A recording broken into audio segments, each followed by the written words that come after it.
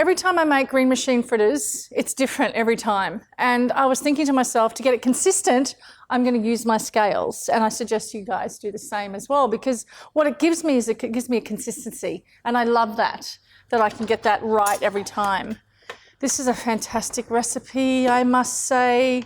Like, there's something most genius about it. Even though it's called a green machine fritter, I feel like a machine after I've had it. Scott, you've had it many times before, and it's spectacular. It's a fabulous recipe. So I've got all my bits in here, which is just awesome. So I'm going to weigh everything. I know, right? Delicious. So let's get all this out. Lots of greens. All it is just greens, greens, greens, greens, greens, and more greens. Okay, we're going to need some broccoli. So it's about 200 grams of broccoli.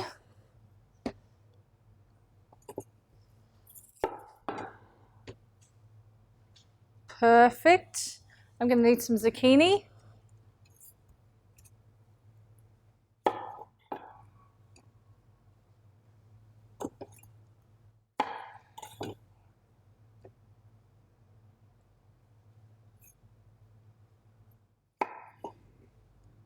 Perfect. I'm going to need some baby spinach. I'm just going to take the stalks off this. So I don't want all those stalks. Oh yes, there we go. It is a green machine fritter, you know, so it's just a lot of greens, right? It's heaps. Perfect. Need some spring onions. Oh, we need some onions actually. Here we go, here we go. And I need some garlic as well.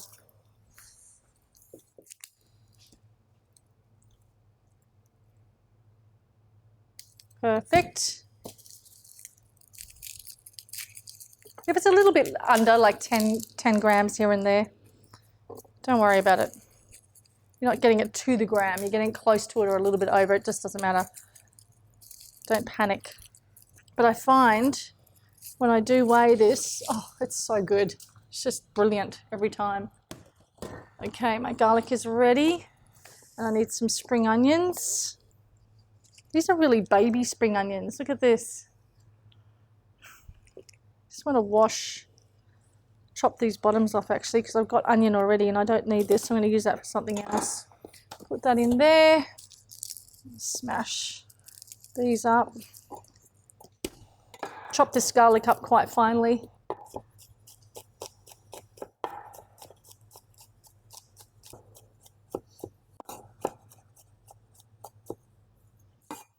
We're done. Chop these herbs up just into nice little ringlets. Put that aside. It'll be the herbs that will go in last because they don't take very long to cook. So we need some beautiful parsley. I particularly like a lot of it actually, the parsley, because it makes it nice and fresh.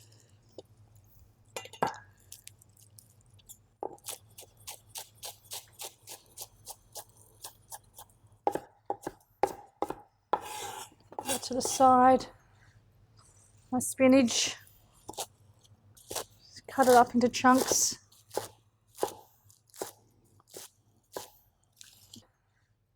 With our onion, we want some nice thin slices. I call this an Asian cut. Do you call this an Asian cut, Scott? Like I'll show you. This is what I was taught anyway when I was becoming a chef, with these words like make it into an Asian cut, or make it into a brunoise, or make it into a julienne, or make it into a small dice, or make it into a large dice.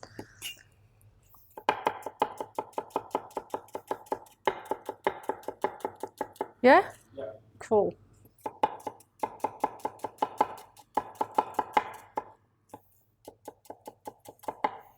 Okay, need some celery. Once again, I run it looks like the bone, doesn't it? Like my bone. It's amazing. Run my knife down the middle of the celery and then on each side. It gives me these tiny little dice, little tiny celery dice, which is awesome. And I cut it in half. And then a nice little small dice. Okay. These boards are incredible.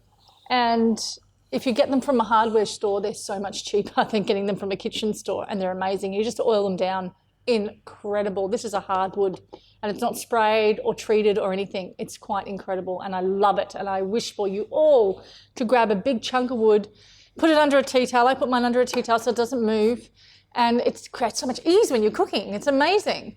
I just want to share that with you, and yeah, let me know if you get one. It's awesome. I'm going to cut these, but I need to put a pot on so it starts to heat up. So I want quite a large pot. And I'm going to put it on a medium heat so I know it's there and it's ready to go, because this is going to take me not long to cut. So with the zucchini, I'm going to cut into 3.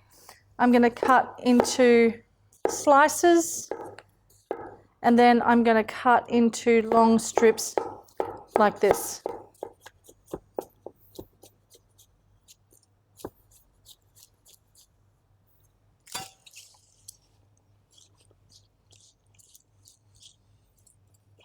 And next, my broccoli. I want them not too big. I don't want big chunks like this. It's way too big in my fritter. So I want to cut them down. Have a look at this. As much as you can to nice little thin pieces.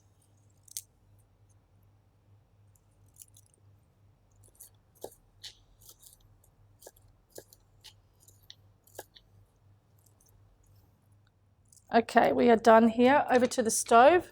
Now, I also have my hot plate on because it's a barbecue plate, and I just want it on, and it's there and it's happening. This is ready to go. I need some olive oil in here into my pot, just a wee splash. And I'm going to add the garlic and the onions and the broccoli and the celery first. Oh, I'm glad that pan is heated up, you know, like it's just ready and rock and roll.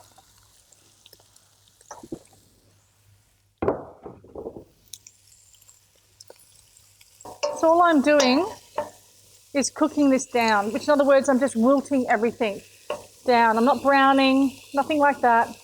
And this does not take long at all. So stay with it. Add some salt and some pepper. This is on a high heat for 5 minutes.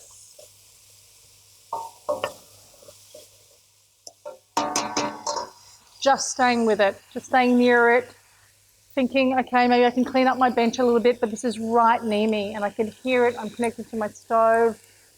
I'm feeling everything that's going on in here, and I'm feeling really comfortable and confident. And this is what's going to happen with you with cooking.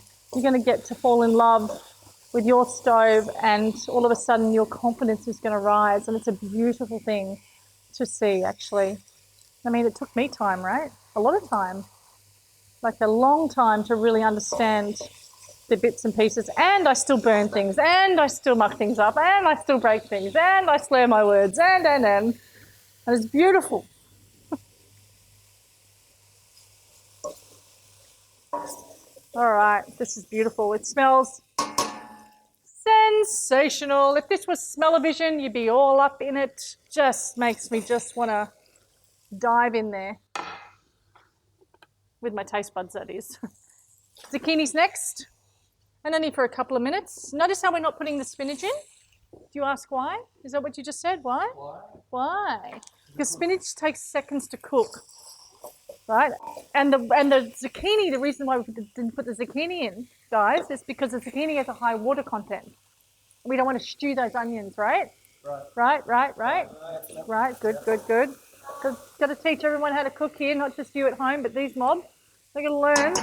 Gungun's a bachelor. Ruben's nearly married. Scotty's married. Noba's getting married. Marde's married. Jero's, Millie, it's happening. So we're going to cook this for 2 minutes. This is really lovely. And because the pan is hot, right? Really important. It's sizzling, not stewing. Very, very important. And this is a moment where I taste what's on the spoon here to see if there's enough seasoning, and there's not. So I add a little bit more salt and pepper. So for all you amazing beginner cooks out there, you've totally got this. You have so got this. You know, your hands on the bench, you're sitting back, you're watching for anything burning, anything happening. If you think that it's starting to brown or burn on the bottom, get down here and turn the stove down onto a low and come back up and just mix that up a bit. All right, now we're going to add our herbs. Oh, there's some rolled up into some spinach. Oh my goodness, this is just going to bring it home. How green is this? I love the name. When I came up with this recipe, I was thinking of like corn fritters, and I was thinking, what about green fritters? Someone needs to make green fritters. Came up with this recipe like on the fly, and it's a favorite of ours. Okay, now the spinach, and you're only going to cook this spinach for a minute. Now it's starting to calm. Hear that? All that sizzling's gone. It's just like a real soft simmer now because all that water content's coming out of that zucchini. 1 minute. This is a great recipe for all those amazing teenage kids out there, or any of the kids that are going off to college or they're starting to move in with other housemates. Wonderful accessible ingredients like this that's going to serve their ultimate health, and very easy for them to make because it's just one pot, right? One pot in a pan. All right, that's a minute, and we're off. And we're over here. Come with me, come with me.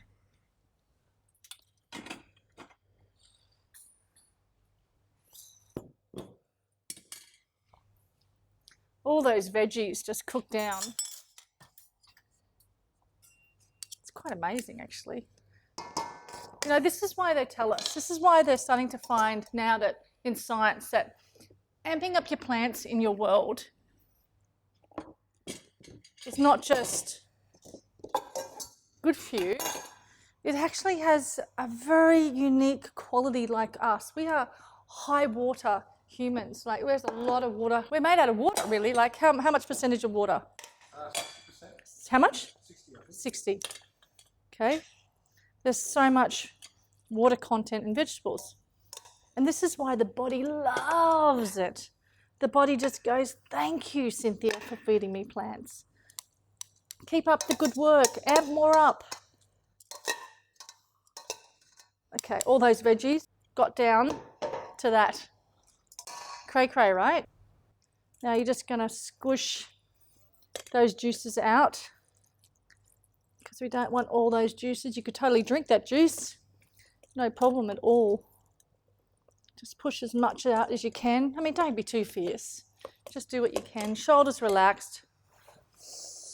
Breathing. Oh, I'm just thinking of the 20-somethings out there that get to make this incredible dish.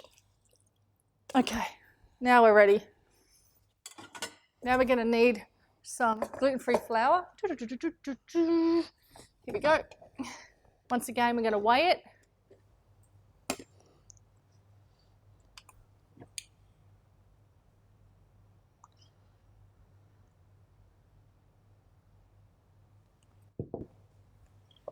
Add the flour into here. And we're going to add some milk. Now you can use any milk you like. It could be soy milk, almond milk, rice milk, hemp milk, oat milk, cashew milk, coconut milk, doesn't matter. Okay, add your veggies into there. Give it a mix.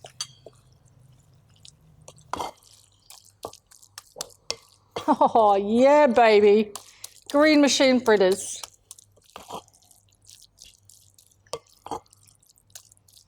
Okay, over to our hot plate. Yeah. And I'm going to need some oil.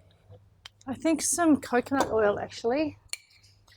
Would be great.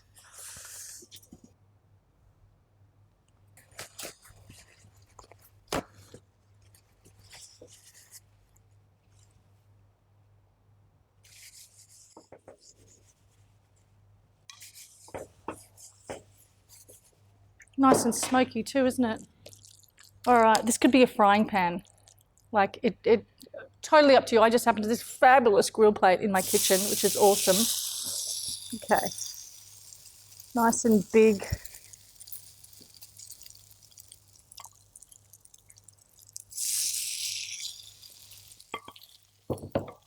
Okay, let's just get these. Oh, yummy. And these are going to cook on each side until they're brown. They're coming together beautifully. I'll show you how I get that perfect round circle, actually. I was just thinking that when I was fiddling around before. I plonk it on like this. By the way, you get about 6 nice large fritters out of this, but you don't have to have them this big. I just want them this big. Push it all down like this. Then I get my scraper and just bring everything in. So I get that really nice round circle, right? They're holding beautifully. Look at this. No eggs required. That's it. Okay, we're going to let those two cook for a minute. We're going to take these ones off. Oh, I've got a bit of rocket here. Just want to put a bit of this on the plate to start with. These are sensational. Oh. One on top of the other. Give me this baby over here. He's nice and cooked and delicious. Oh, yeah. Let me just shift this one over there. This one's looking good. Put him over there. Turn it down. Come with me. Do do do do do do do do. I've got some lovely tomatoes. How cool is that, hey? Holding together beautifully. They taste amazing. Amazing. You want to cook them for a good 15 minutes as well. Raita. We need raita with this. Raita is just going to bring this home. Oh my gosh. I'm excited. Oh my gosh, yes, absolutely. Absolutely, Scott, some balsamic. But I want a big chunk of raita on top. I want that balsamic glaze. Oh, this is where it's just going to come home. And I want some tomatoes on there, scattered on there, and then just a little bit of rocket just for show. And that to me is spectacular, really. And do you know what? That balsamic glaze with all this just goes so well in the mouth. This is a Sunday brunch. This is a breakfast. This is a kid's lunch. This is your lunch. This can be put into a wrap. This can be served at the dinner table. This can be served at a barbecue. You name it. You can have it any time. You can make them smaller and little boutique ones with a little bit of raita on top and have a little canapé. Like the world is your oyster here with this fritter. It's just incredible. Enjoy this recipe. Comment below. Tell me how you went, how you felt. What flour did you use? I used a mixed gluten-free flour, which had rice flour, tapioca flour, and potato flour in it. Tell me what you used, and tell me what raita you used as well. And definitely make this balsamic glaze. It's amazing. The perfect fritter. Ah, makes me happy. See you in the next video. Perfection. The most extraordinary thing you can do for yourself and your family is to fall in love with the idea that you truly matter. In other words, I truly matter. I absolutely matter more than anyone else on the planet, more than my son, more than my husband, more than my family. And what that does for me, it gives me an opportunity to actually step forward and be the first one to lead the way. And you cooking this way is doing that. And I love that you're in this class.